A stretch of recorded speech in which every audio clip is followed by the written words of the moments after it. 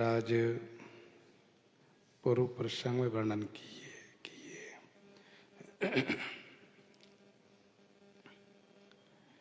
श्री रघुनाथ जी प्रजाजनों को कल्याणकारी उपदेश दे रहे हैं।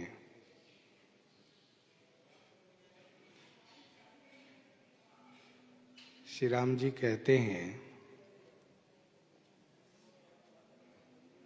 कि यह मानव शरीर बहुत बड़े भाग्य से मिला है, देवताओं के लिए भी दुर्लभ है। इस बात को सभी धर्म ग्रंथ गायन करते हैं। मानव शरीर साधन के धाम है, मोक्ष का द्वार है। इस शरीर को पा करके जिन्होंने परलोक नहीं बनाया, वह मृत्यु उपरांत अन्य लोक में जाने पर बहुत दुख प्राप्त करता है और बार बार सिर पीट करके पछतावा करता है। परंतु फिर पछताए क्या होता है जब चिड़िया चुग गई खेत।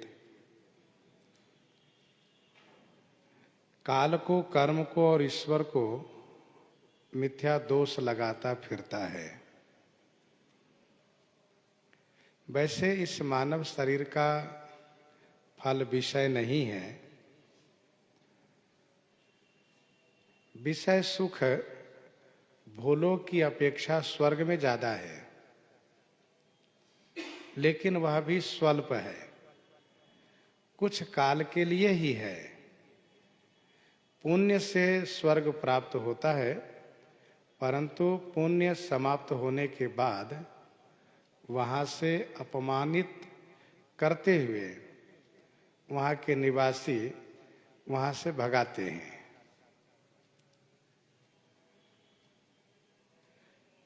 मानव शरीर पाकर के जिसने विषय में मन लगाया, उसने मानो अमृत के बदले में जहर ले लिया तथा पारस मणि को खो करके घुंघची को ग्रहण कर लिया। जीव की उत्पत्ति का स्थान 4 खान है, 84 लाख योनि है। इसमें अविनाशी जीव सदैव भ्रमण करते रहते हैं।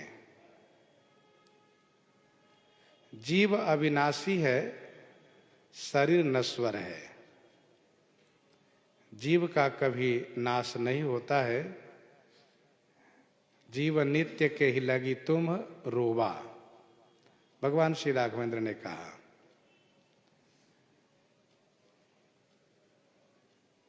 यह जो 84 लाख योनि की यात्रा है, इसमें काल, कर्म, स्वभाव, गुण के घेरे में रहते हुए माया द्वारा प्रेरित होकर के यह जीव यात्रा कर रहा है, भ्रमण कर रहा है। उसी यात्रा के दौरान कभी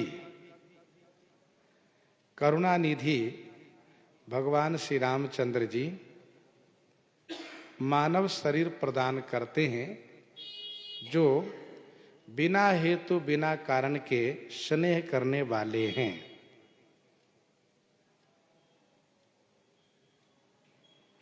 कबहुक करी करुणा नर देहि,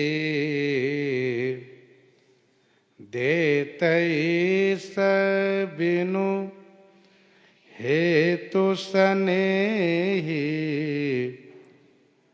देतई बिनु हेतु सनेहि।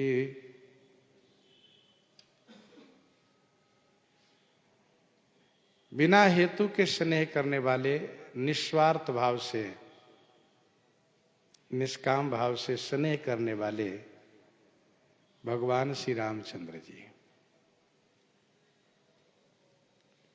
संसार में लोग स्नेह करते हैं तो किसी न किसी हेतु से स्नेह करते हैं। जो जिसको मानता है, प्रेम करता है, वह कोई न कोई अपेक्षा, चाहना अवश्य रखता है।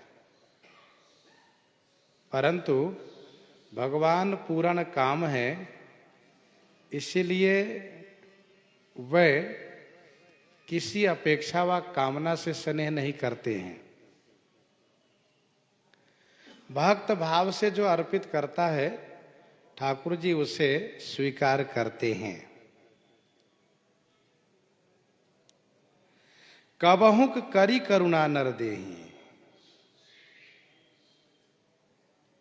कभी कब देते हैं ये नहीं कहा जा सकता, परंतु जब देते हैं तब माध्यम करुणा ही है। करुणा कब उमड़ती है? जब जीव उस यात्रा के दौरान पशु पक्षी जड़ चेतन शरीर को प्राप्त करता रहता है, शरीर बदलता रहता है। उसमें भी कुछ शरीर ऐसे हैं कि बहुत जल्दी समाप्त होता है, कुछ शरीर ऐसे भी हैं जो बहुत लंबे समय तक बना रहता है।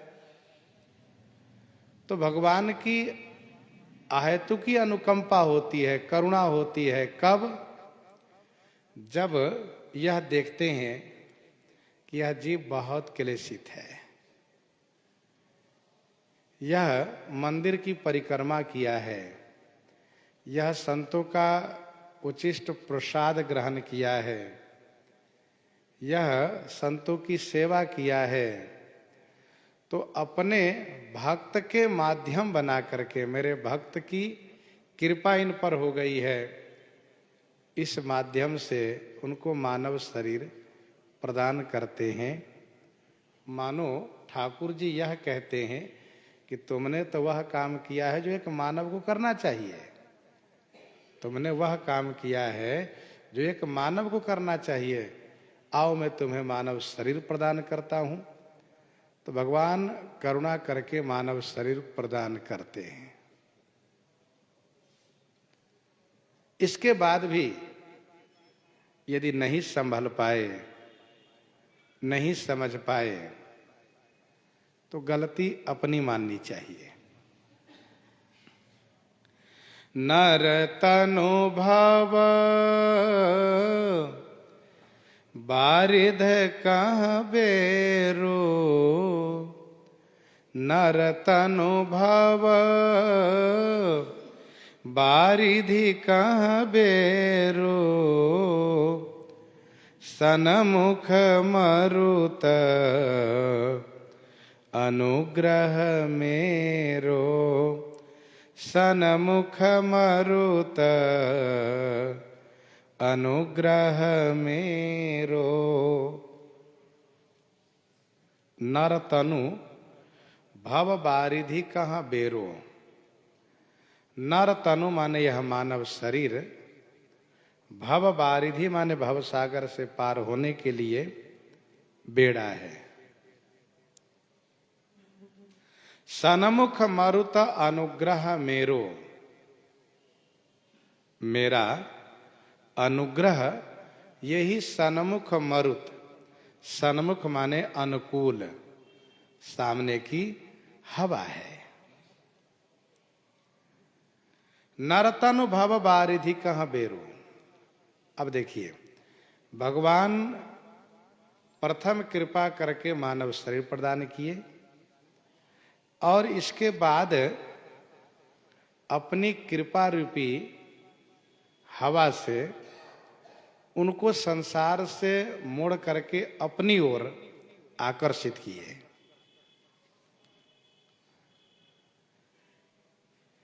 बेड़ा, तब पूर्व समय में साखू, शीशम आदि लकड़ियों को जब इस देश से उस देश में भेजना होता था, तब 8-10 उन लकड़ियों को एक साथ बांध करके फिर उसके ऊपर बेड़ा बेड़ी बांध करके और उसके ऊपर बांस के ठट्ठर बना करके रख देते थे और उसको फिर नदी के माध्यम से, समुद्र के माध्यम से जहां ले जाना होता था ले जाते थे। उसको डूबने की कोई संभावना नहीं रहती थी। तो मानो श्री राम जी कहते हैं मानव शरीर बेड़ा है, यह बेड़े के समान है जो भवसागर में डूबने वाला नहीं है। इसको, इस शरीर से चाहो तुम भवसागर से पार हो सकते हो, भवसागर में डूब नहीं सकते हो। तो मानव शरीर बेड़ा हुआ और श्री राम जी कहते हैं कि मेरा अनुग्रह, मेरी कृपा, ये सामने के मरुत है, पवन है। सामने के पवन कहने का भाव यह है कि चाहे नौका हो या जहाज हो या बेड़ा हो, उसको पार करने के लिए, उसको आगे गति देने के लिए सामने की हवा नहीं होनी चाहिए, हवा तो पीछे की होनी चाहिए। लेकिन श्री राम जी कहते हैं कि सन्मुख मरुत अनुग्रह मेरो। इसका अभिप्राय यह है कि जीव सहज रूप से संसार की ओर उन्मुख रहता है, क्योंकि यह जीव सभी जन्मों में विषय का सेवन करता है, विषय के साथ रहता है, परिवार के साथ रहता है। जन्म जन्म अभ्यास निरत चित अधिक अधिक लपटाइए। अनंत जन्मों से विषय में अभ्यस्त होने के कारण विषय के लिए जीव को प्रशिक्षण नहीं दिया जाता है। जीव सहज रूप से उधर आकर्षित होता है। तो जीव सहज रूप से संसार की ओर जा रहा है, तो पहले भगवान अनुकंपा करके, कृपा करके संसार से उसको मोड़ते हैं, संसार से उसको मोड़ते हैं और कहते इधर कहाँ जा रहे हो, इधर चलो, तुम्हारा गंतव्य स्थान, तुम्हारा जो निवास स्थान है उधर, इधर कहाँ जा रहे हो।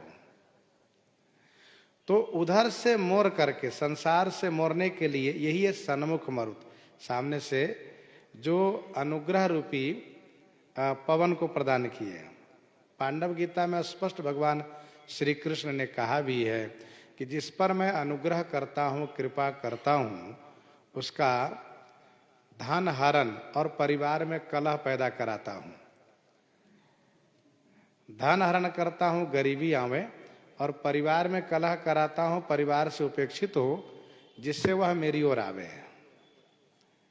पहली बात तो मेरी ओर आवे, उसके लिए परिवार भी दिए भगवान, धन भी दिए, लेकिन जीव धन के आय व्यय में ऐसा व्यस्त हो गया और पारिवारिक संरक्षण में, पारिवारिक व्यवस्था में इस तरह से व्यस्त हो गया कि अपनी सारी उम्र उसमें गंवा देता है। फिर भी वह अपने मन के अनुकूल व्यवस्था नहीं कर पाता है। किसी भी आप वृद्ध से पूछिए कि क्या आप अपनी पारिवारिक व्यवस्था से संतुष्ट हैं, तो वे यही कहेंगे कि हमने तो पूरे जीवन भर परिश्रम किया, लेकिन मेरे बच्चे मेरे अनुकूल नहीं चल रहे हैं। तो कहीं न कहीं से वे असंतुष्ट अवश्य होते हैं। बच्चे हो, पड़ोसी हो, पटीदार हो, कहीं न कहीं किसी पर वे इस बात को रख करके और ये बहाना बनाते हैं कि वे हमें चैन से जीने नहीं देते हैं। इस तरह की बातें हैं। तो संसार में सहज रूप से जीव उन्मुख है, तो भगवान क्या करते हैं कि धन हरण कराए, फिर पारिवारिक कलह किए, चाहे वो महाराज सुग्रीव हो, चाहे महाराज विभीषण हो। कथा में स्पष्ट ऐसा है भी। तो इस प्रकार से अब क्या करते हैं कि उनको संतों से मिलन कराते हैं, संत से मिलन कराते हैं, संत के पास बैठते हैं, तो वे अपनी जीवन गाथा उनसे सुनाते हैं। महाराज, हमने परिवार के लिए सब कुछ किया, जिन लागी निज परलोक बिगाड़ियो, ते लजात होत सामुहे ठाए। तो मतलब जिन लगी निज परलोक बिगाड़ो, जिनके लिए हमने अपना परलोक बिगाड़ा हुए अब मेरे अनुकूल नहीं चलते हैं, इस तरह की बातें वे संतों से कहते हैं। तो संत कहते हैं कि देखो संसार की व्यवस्था ऐसी ही है, संसार में ऐसे ही होता रहता है। आप एक काम करो, अपनी जिम्मेदारी जो आपकी थी वो पूरा कर लिए हो, अब भगवान का स्मरण करो, भजन करो। तो उनके मन में ये बात जमती है कि हाँ महाराज ठीक कह रहे हैं, फिर वो भजन करता है। तो यही है सन्मुख मरुत अनुग्रह मेरो। भगवान जिन पर कृपा करते हैं उनको संसार से पहले मोड़ते हैं, पहले उनको संसार से लौटाते हैं कि इधर चलो, और फिर पीछे से हवा देते हैं। सन्मुख मरुत से उनको घुमा दिए और फिर इसके बाद वहां से उसी पवन के द्वारा धक्का दे करके और अपने निवास स्थान तक ले आते हैं। यही है सन्मुख मरुत अनुग्रह मेरो। इसको सन्मुख मरुत का अर्थ यूं भी समझ सकते हैं कि अनुकूल पवन है, अनुकूल हवा है, अनुकूल हवा है, ये मतलब अर्थ ले सकते हैं।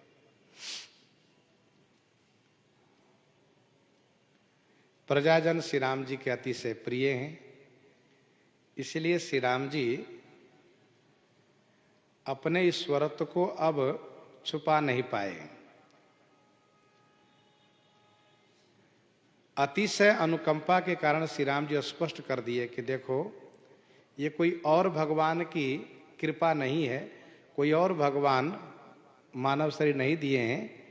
ऊपर कहा कि देत ईश बिनु हेत स्नेही, जो बिना हेतु के स्नेह करने वाले वही ईश्वर मानव शरीर दिए। लेकिन इस चौपाई में स्पष्ट कर दिए कि वह ईश्वर कोई और नहीं, मैं ही हूं। जहां विशेष अपनत्व होता है वहां पर दुराव नहीं किया जाता है, अथवा यूं कहिए कि परोक्षवाद नहीं कहा जाता है, घुमा के नहीं कहा जाता है, उनसे प्रत्यक्ष स्पष्ट किया जाता है कि मैं ही तुम्हारा पिता हूं, तुम मेरा बेटा हो, स्पष्ट कर दिया जाता है। तो भगवान श्री राम जी ने कहा कि सन्मुख मरुत अनुग्रह मेरो। मानव शरीर बेड़ा हुआ, भगवान की कृपा अनुकूल सामने क्या पवन हुआ। अब जो बेड़ा है उसको चलाने के लिए आगे कहते हैं करन धार सदगुरु दृढ़ नावा, दुर्लभ साज सुलभ करे पावा, दुर्लभ साज सुलभ करे पावा।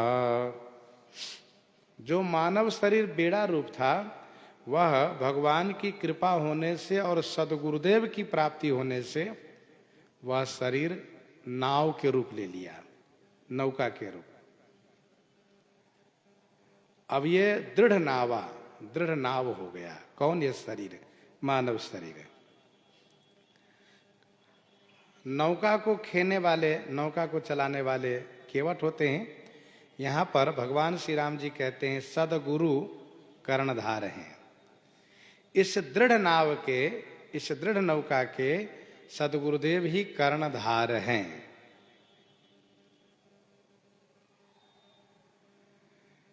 नौका के सिरे पर एक तीन कोण लकड़ी का बना हुआ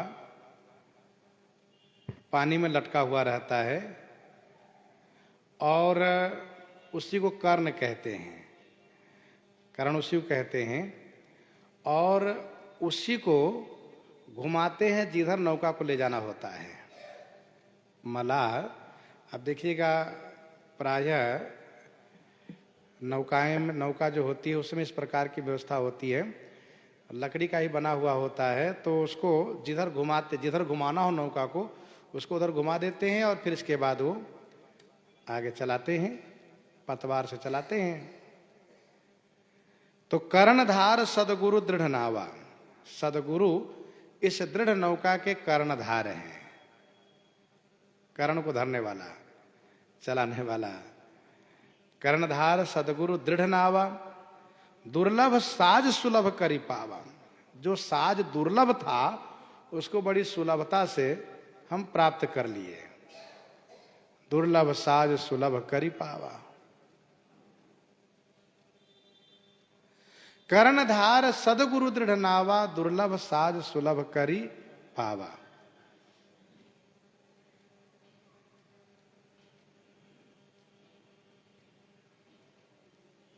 देखिए,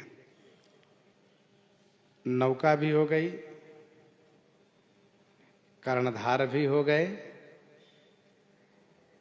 अब आगे क्या करना चाहिए? तो कहा सत्संग ही पाल है, सत्संग ही त्रिपाल है, यूं समझ लीजिए। भगवान से अपनत्व ही डोरी है, भगवान से अपनत्व ही डोरी है।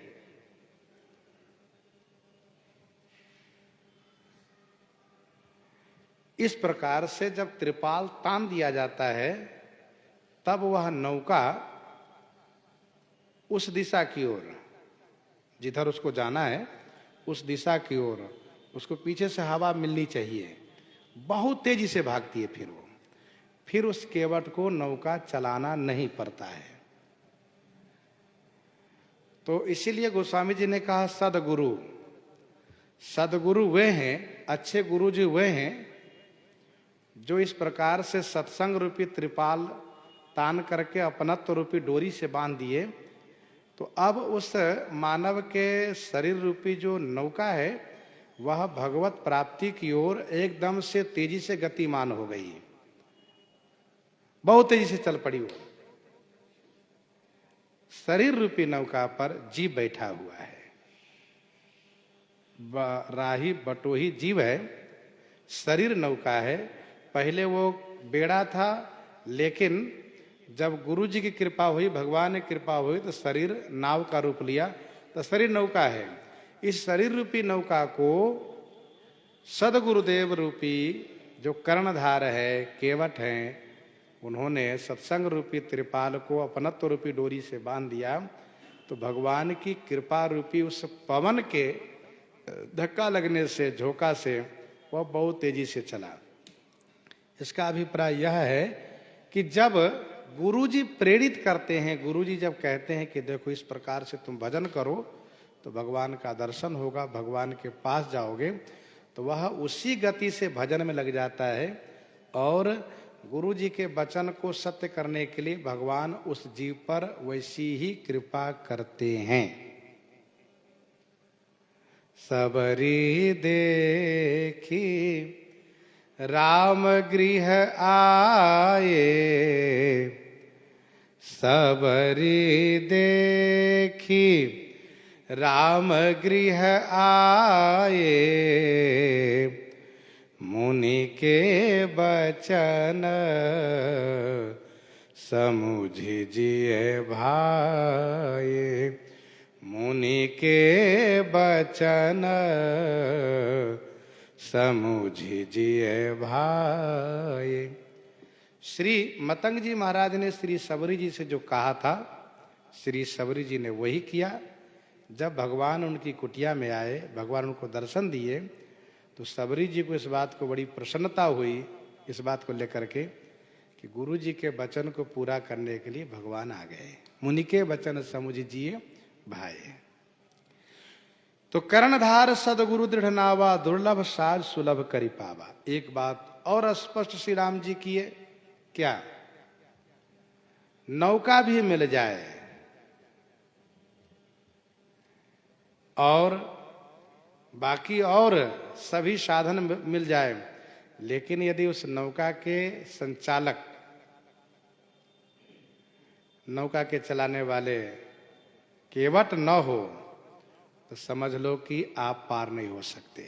मतलब ये कि मानव शरीर मिलने के बाद भी जब तक हम भजन नहीं करेंगे और जब तक गुरु जी की कृपा नहीं होगी तब तक संसार सागर से पार नहीं हो सकते।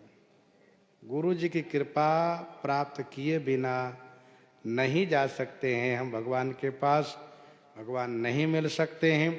गुरु बिनु भव निधि तरई न कोई, जो बिरंची शंकर सम होई।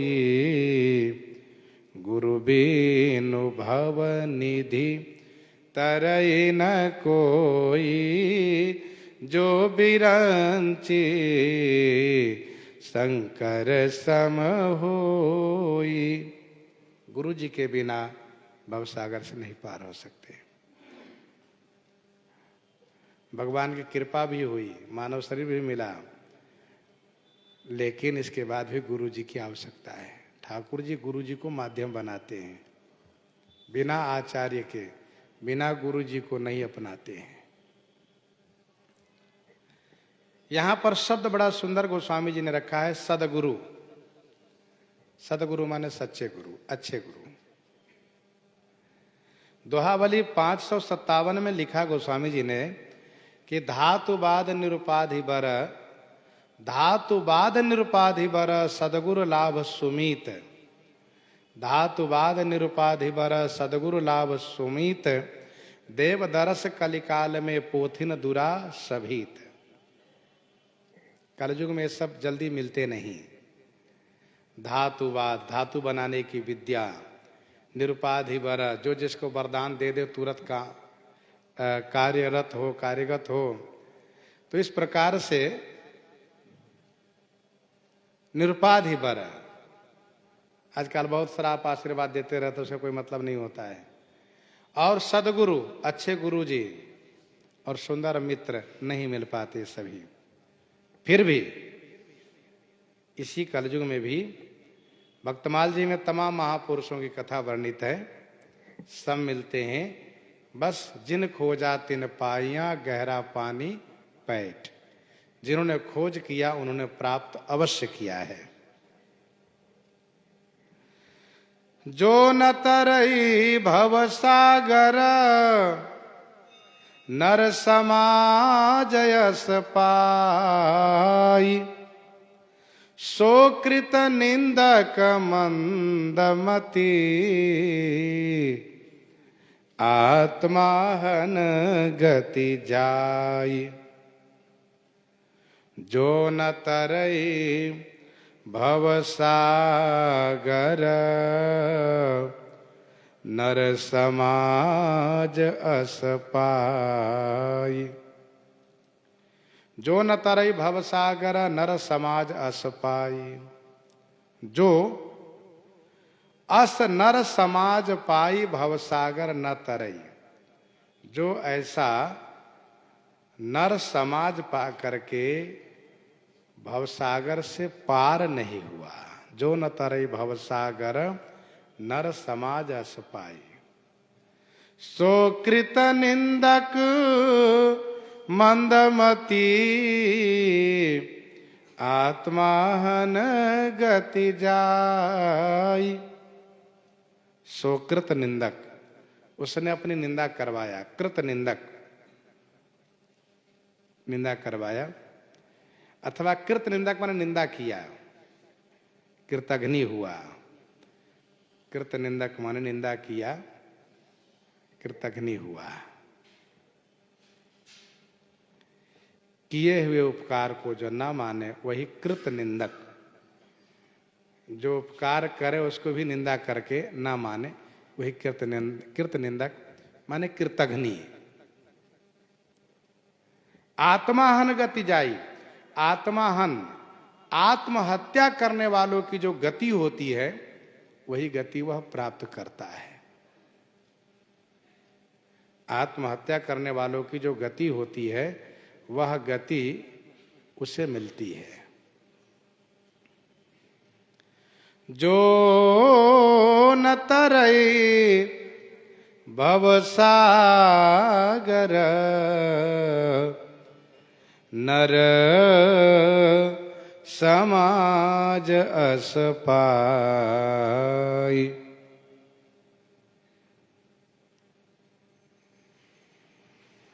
ऐसा मानव समाज पाकर भी भवसागर से पार नहीं हुआ।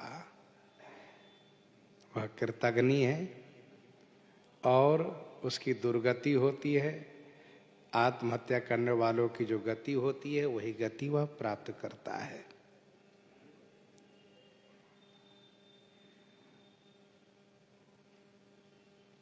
भगवान की अतिशय अनुकंपा हो गई, फिर भी भवसागर से जीव पार नहीं हुआ।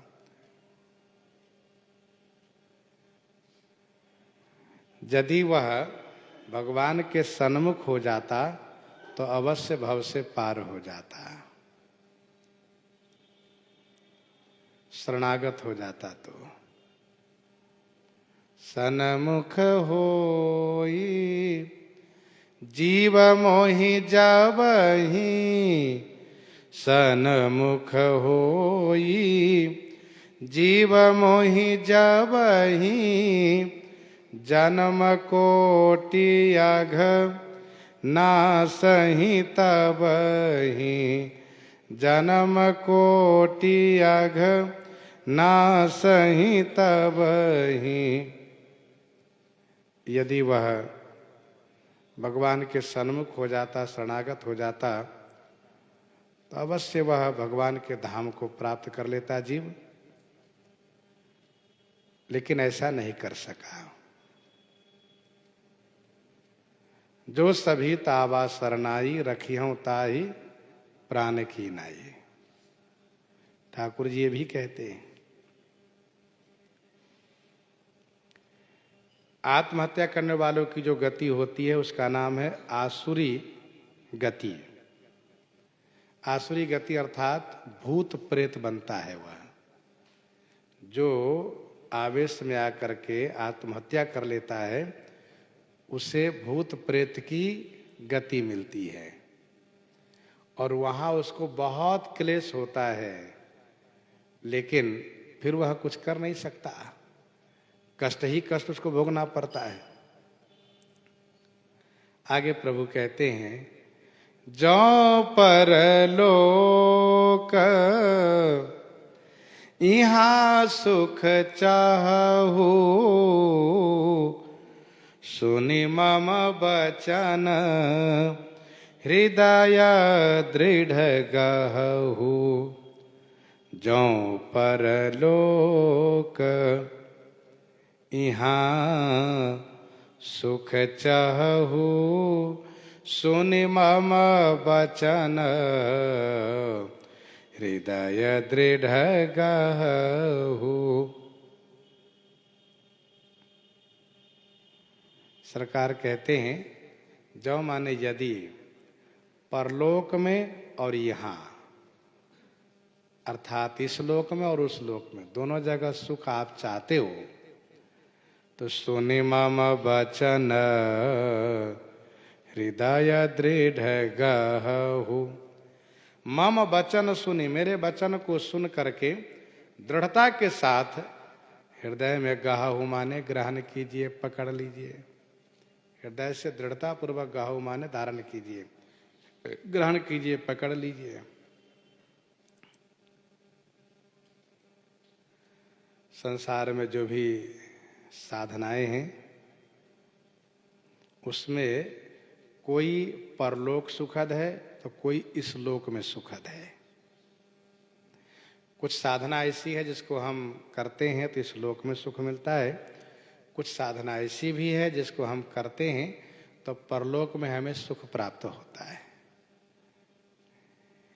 लेकिन ऐसी कोई साधना नहीं है जो ठाकुर जी बताने जा रहे हैं उसको छोड़ करके, अर्थात भक्ति छोड़ करके ऐसी कोई साधना नहीं है जिसको करने से दोनों लोक में हमें सुख मिले, यहां भी और वहां भी सुख मिले।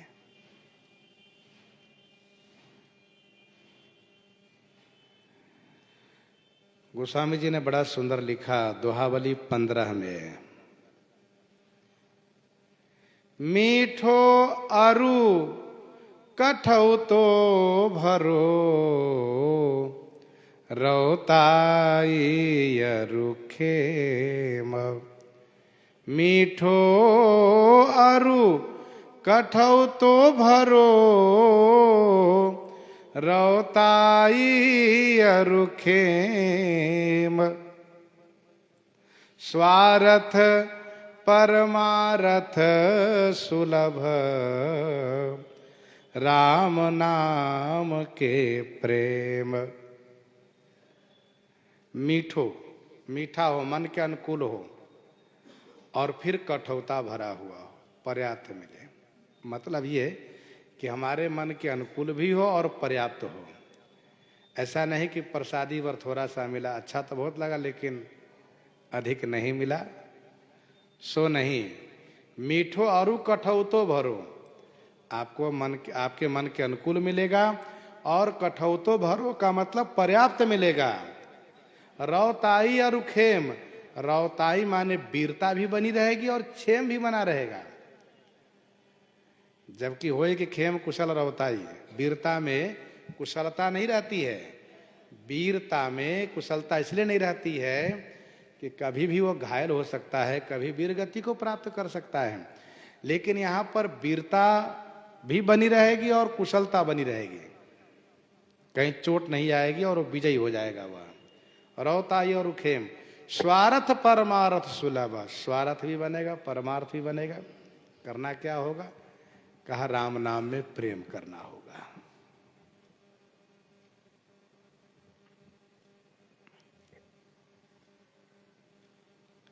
जो पर लोक यहाँ सुख चाहू, विनय पत्रिका 70 में गोस्वामी जी ने लिखा, राम नाम काम तरु राम नाम जोई जोई मांगी है। इसमें गोस्वामी जी ने ये कहा है। वैसे एक पद ये भी है कि राम नाम काम तरु देत फल चारी रे, लेकिन इस पद में ये लिखा है काम तरु राम नाम जोई जोई मांगी है। तुम जो जो चाहोगे सब तुम्हें प्राप्त होगा। यहाँ वहाँ कहीं भी कोई कमी नहीं रहेगी, सब मिलेगा।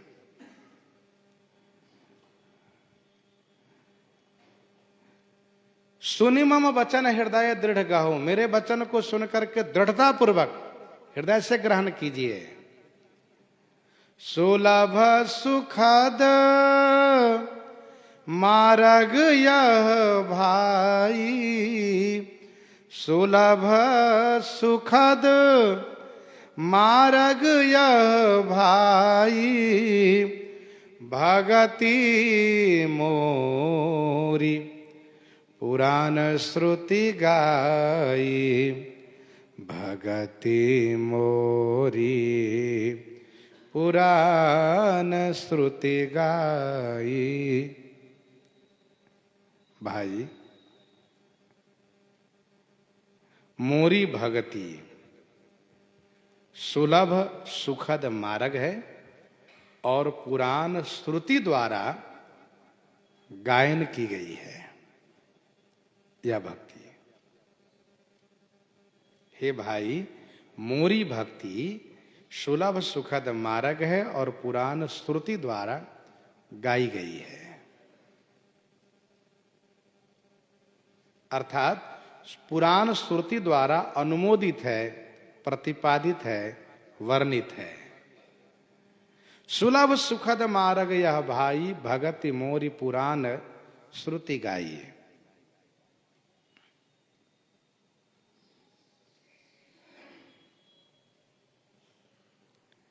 यह मार्ग सुलभ है, सुखद है। और साधना में पहले क्लेश है, तब बाद में सुख है। यहाँ साधना काल में भी सुख है और परिणाम भी सुखद है।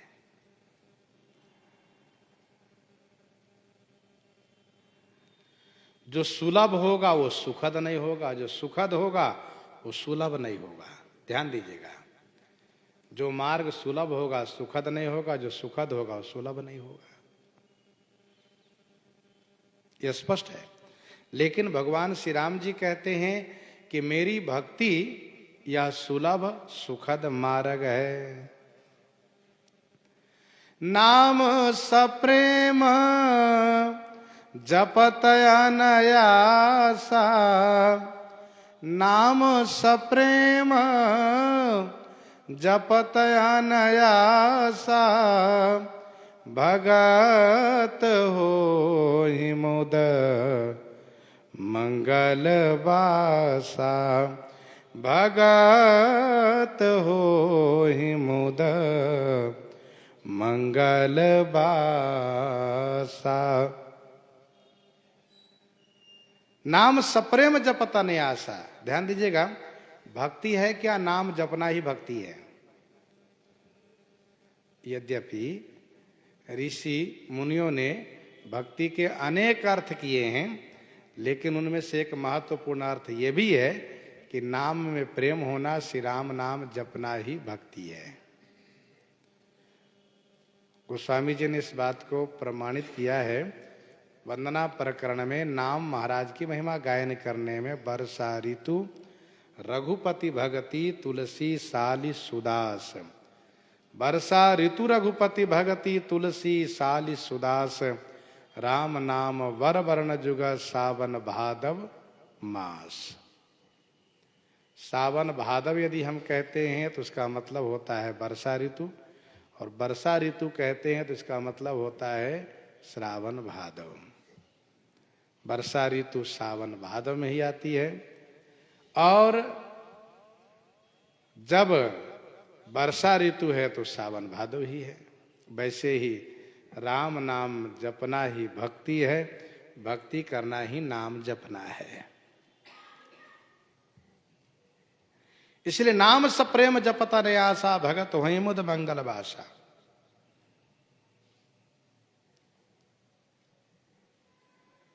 सुलभ सुखद मार्ग यह भाई भगति मोरी। श्री राम जी कहते मेरी भक्ति, अन्य देवी देवता की भक्ति नहीं, मेरी भक्ति। अच्छा ध्यान दीजिएगा, भगवान अयोध्या वासियों पर इतना अनुग्रह किए, ऐसी कृपा किए, इसीलिए भगवान श्री राम जी के वंश में जो उनके कुल इष्ट देवता थे, जो बहुत काल से वंश में जिनकी पूजा होती आई, उन भगवान श्री रंगनाथ जी को श्री विभीषण जी को दे दिए। और ऐसी कृपा की है कि उन भगवान को लंका में भी नहीं जाने दिए।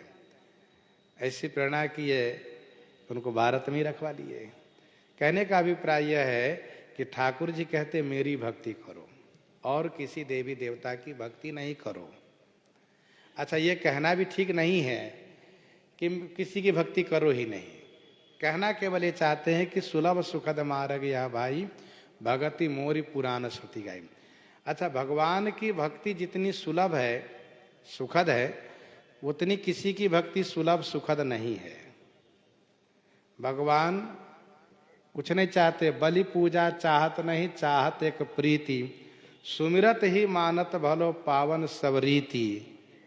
कोई अपेक्षा नहीं, कोई कामना नहीं करते कि हमको भेंट पूजा बहुत चढ़ाओ। आप बस मन से समर्पित हो जाओ, मन से प्रेम कर लो, बात बन जाएगी। जाते बेगी द्रवऊ में भाई भगति मोरी पुराण श्रुति गाई। सो मम भगति भगत सुखदाई। जाते बेगी द्रवऊ में भाई, मेरी भक्ति।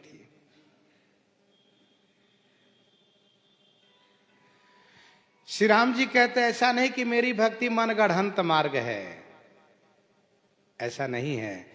मेरी भक्ति पुराण श्रुति द्वारा अनुमोदित है, प्रतिपादित है।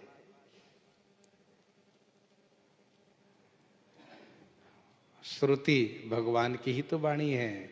मारुत श्वास निगम निज वाणी। तो भक्ति सुलभ सुखद मार्ग है। ज्ञान कैसा है तो कहते हैं ज्ञान अगम प्रत्युह अनेका। ज्ञान अगम प्रत्युह अनेका, साधन कठिन न मन कहूँ टेका। साधन कठिन न मन कहूँ टेका, ज्ञान अगम प्रत्युह अनेका।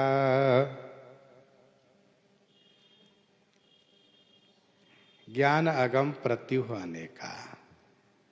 ज्ञान अगम, ज्ञान मार्ग अगम है, ज्ञान मार्ग कठिन है, उसमें अनेका प्रत्युह, अनेका विघ्न है। प्रत्युह माने विघ्न है। साधन कठिन न मन कहूँ टेका। साधन बड़ा कठिन है, मन को कहीं टेक नहीं मिलता, मन को कोई आधार नहीं है। ज्ञान बहुत कठिन है, उसमें बहुत विघ्न है, उसकी साधना बहुत कठिन है, मन को कोई आधार नहीं है। उपासना में मन को आधार मिलता है कि हमारे इष्ट देव हैं, हमारे ठाकुर जी हैं। पर ज्ञान में ऐसा नहीं है। ज्ञान में तो अहम ब्रह्मास्मि का अनुसंधान किया जाता है कि मैं ही ब्रह्म हूं।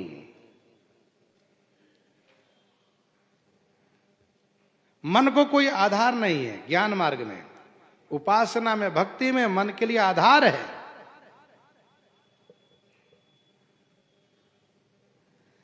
ज्ञान अगम बड़ा कठिन है, क्योंकि मन को एकदम से मोड़ना आसान नहीं है। मन को एकदम से मोड़ देना आसान नहीं है।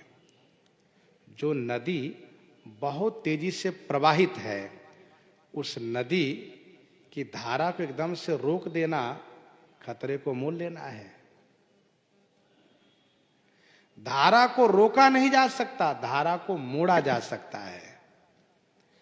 वैसे ही मन को रोका नहीं जा सकता है, मन को मोड़ा जा सकता है। उपासना में मन के लिए आधार है।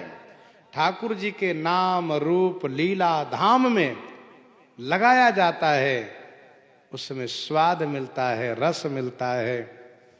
लेकिन ज्ञान मार्ग में ऐसा कुछ नहीं है। इसलिए ज्ञान मार्ग बहुत कठिन है।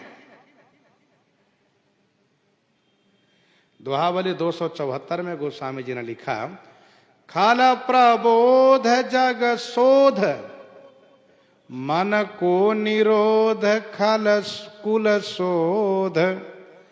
खल प्रबोध जग शोध, मन को निरोध कुल शोध।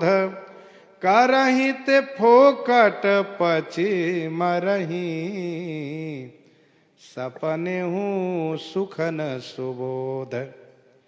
खल प्रबोध, खल को समझाना आसान नहीं है। मूरख हृदय न चेत, जो गुरु मिले ही विरंच शिवा। खल प्रबोध, जग का शोधन करना, कोई पापी न रहे। मन को निरोध करना, मन को रोक देना, और कुल को शोध करना, कुल पावन बना रहे, कुल में सब धर्मात्मा बने रहें। गोस्वामी जी ने कहा, जो इसमें लगते हैं वो फोकट में परिश्रम करते हैं। करहीं ते फोकट पची मरहीं, सपने सुख न सुबोध। बड़ा कठिन काम है ये, अनेक विघ्न है, जिसका विस्तार गोस्वामी जी ने उत्तरकांड में लिखा है। रिद्धि सिद्धि प्रेरई बहु भाई, बुद्धि लोभ देखावहि आई। कल बल छल करी जाहि समीपा, कल बल छल करी जाहि समीपा। अंचल बात बुझावहि दीपा, अंचल बात बुझावहि दीपा। बड़ी कठिनाई से ज्ञान दीपक को जीव ने जलाया, लेकिन उस दीपक को माया ने बड़ी सरलता से आंचल की हवा द्वारा बुझा दिया।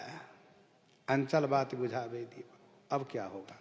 तब फिर जीव विविध विधि पावे संस्कृति कलेश, हरि मायाति दुस्तरा तरण जाहि वेगेश। भक्ति करने वाले के रक्षक भगवान हैं, ठाकुर जी रक्षा करते हैं। सुनो मुनि तो ही कहूं सहरोसा, सुनो मुनि तो ही कहूं सहरोसा, भजहि जो मोहि तजि सकल भरोसा, करऊं सदा तिनके रखवारी, करऊं सदा तिनके रखवारी, जिमि बालक राखै महतारी। जिमि बालक राखै महतारी, रक्षा करते हैं प्रभु।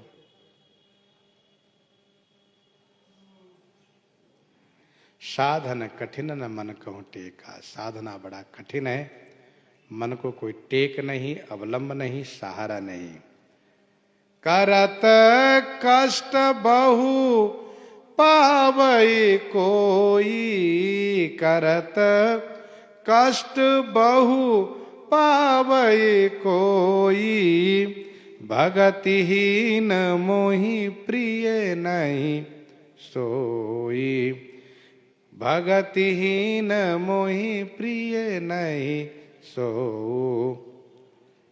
बहुत कष्ट करने के बाद भी कोई एक प्राप्त करता है ज्ञान मार्ग से, लेकिन भक्तिहीन होने के नाते वह मुझे वैसा प्रिय नहीं हो सकता जैसा कि मुझे भक्त प्रिय हुआ करता है। ठाकुर जी भक्ति की महिमा गायन कर रहे हैं, प्रसंग को हम आप यहीं पर हृदयंगम करते हैं। आइए श्रवण करते हैं श्री भक्तमाल जी से। श्री राम नाम के गर्जना हो जाए संत भगवान से,